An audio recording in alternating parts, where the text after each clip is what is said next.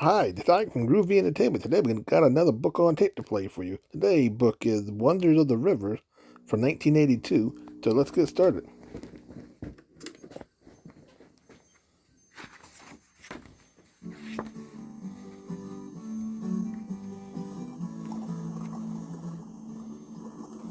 Wonders of Rivers.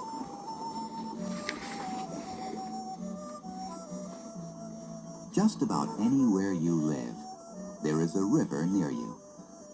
Rivers flow past small towns and big cities. Rivers run down mountains. Rivers flow to the ocean. Rivers run through forests. Even in the desert, there are rivers. Some rivers are very short. Others are thousands of miles long. The longest river in the United States is the Mississippi. It is almost 2,350 miles or 3,760 kilometers long. Rivers can be almost straight as an arrow, or they can curve like a snake twisting through the grass. Some rivers are very narrow. Others are so wide that a person standing on one side cannot see someone standing on the other side. The Amazon River in South America is 90 miles or 144 kilometers wide in some places.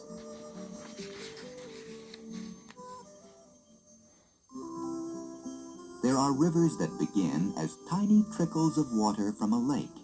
Other rivers begin as water bubbling up from under the ground. Most rivers start as rain or snow that falls on mountains and hills. Winter snow covers the tops of mountains. In spring, the snow melts slowly. It starts to trickle down the mountainside. It forms tiny streams.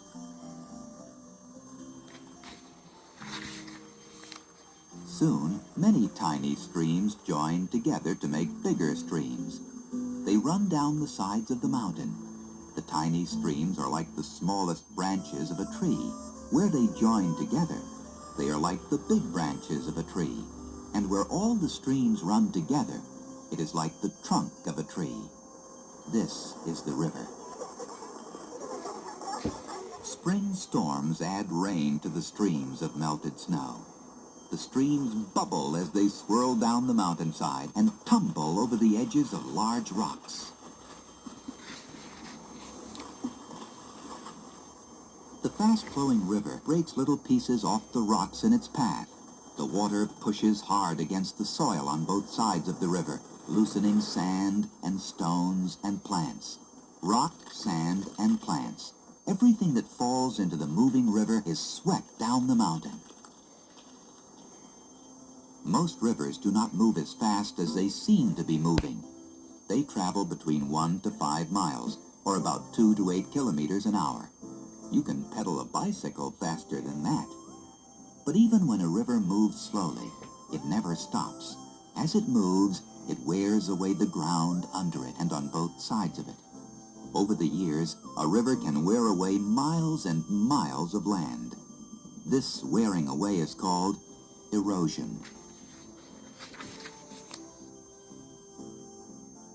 When a river erodes the land, it makes a groove in the ground that is shaped like the letter V. This V shape is called a river valley. The river makes the valley deeper. Wind and rain wear away the banks of the river. After thousands of years, the valley is not a V anymore. It looks more like a wide, flat U. In time, erosion changes a deep, narrow valley into flat land.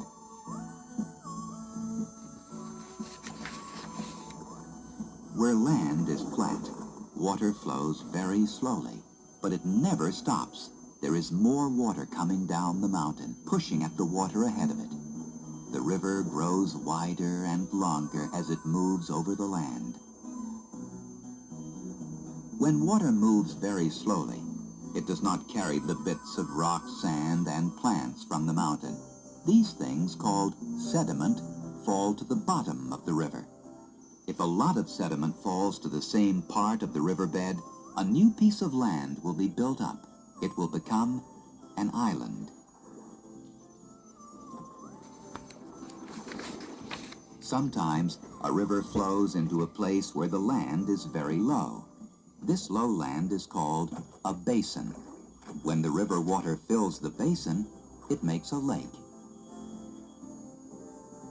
Some rivers carry most of the rock and sand and plants all the way to the sea.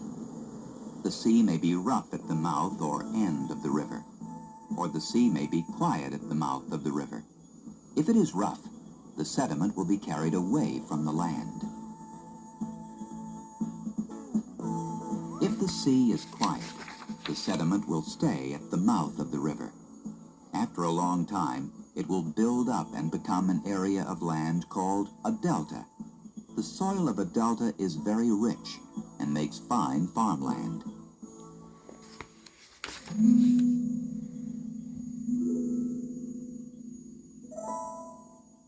Some deltas are small, some are very large. One of the best-known deltas in the world is at the mouth of the Nile River in Egypt. Egypt is almost all desert, but the Nile Delta has good soil and enough water for farming. That is why most Egyptians live in the Nile Delta. Every year, before the Aswan Dam was built, the Nile River overflowed its banks. Sand and soil carried by the river were spread over the ground. This ground next to the river is called a floodplain. A floodplain has very good soil for plants to grow in. The yearly flood of the Nile gave Egypt rich soil. But floods can be very bad too. A long, heavy rain can turn a quiet river into a flood that sweeps away trees, houses, crops, and everything in its path.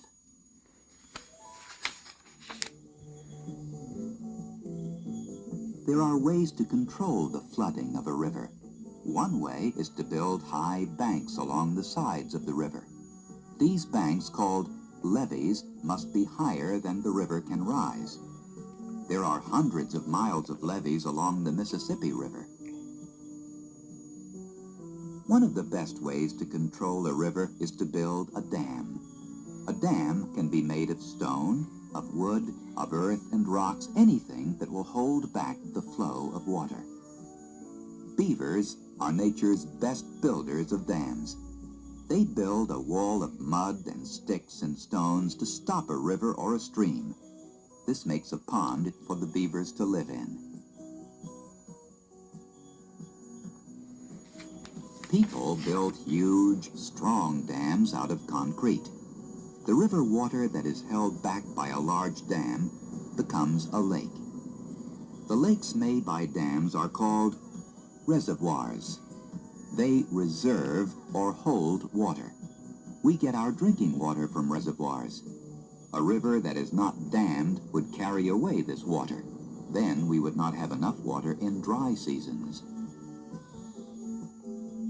Some rivers flow at the bottom of a canyon. A canyon is a deep, steep river valley. The Grand Canyon in Arizona is one of the largest canyons in the world.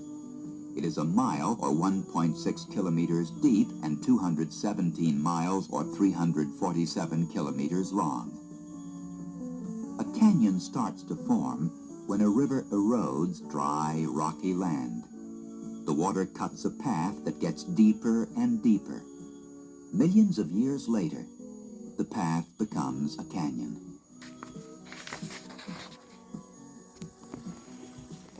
Rivers run under the ground, too. When they do, they may form caverns. A cavern is a hollow place made by water pushing through rock. Some kinds of rock, such as limestone, are very soft. When water runs over this kind of rock, it makes a hole. As time goes by, the hole grows larger and larger until it is a cavern. Sometimes, a river runs over hard rock and then over soft rock. When this happens, the water wears away the soft rock faster than it wears away the hard rock. The water shoots and tumbles over the rocks, forming a rapid.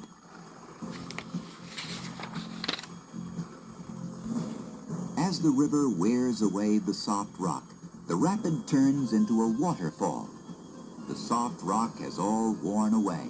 Now the water drops straight down from the hard rock at the top. The Niagara River is part of the border between Canada and the United States. The river itself is small, but it makes Niagara Falls, which is one of nature's marvels. The water spills down, down, down, more than 160 feet or 48 meters from top to bottom in beautiful twin falls. When water falls a long way, it lands with great force.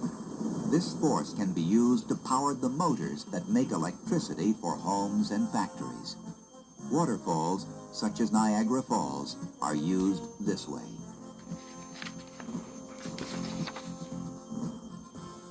Rivers had many uses. Before there were cars and planes, people traveled on rivers in boats. Today, most people do not travel by river, but the river is still used to ship products from one place to another. Barges carry coal, steel, grain, and many other things on their flat decks. People have always settled near rivers. That is because the river gave them water to drink and fish to eat. The river made the land rich for growing plants. It also gave the settlers a way to travel and to trade with other people who used the river. Our rivers are still important to us. But over the years, some streams and rivers have become dirty or polluted. Many people are working to make our waters clean again. Rivers are a powerful force on our planet. They build islands, they carve canyons, and they create waterfalls. We use rivers for energy and transportation too, swirling and rushing or gently moving along. Rivers are a beautiful and important part of our Earth.